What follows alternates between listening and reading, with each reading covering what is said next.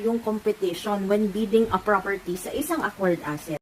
So, I feel like, since nagpo-promote na sila ng ganito, nagkakaroon na sila ng ganitong klaseng marketing, dadami yung mga tao na magkakaroon ng knowledge regarding pag-ibig foreclose or pag-ibig acquired assets. Therefore, tataas talaga yung competition sa bidding. Kaya, kung ako sa'yo, kung nangangarap ka talaga magkaroon ng isang bahay, nasa murang halaga at abot kaya, bakit hindi mo itry makipag-bid dito sa pag-ibig acquired assets? Wala naman mawawala kung susubukan mo, diba? Pero I just want you to know na yung process dito is not as easy as you think, kaya kailangan mo ng maraming patience and research regarding acquired assets.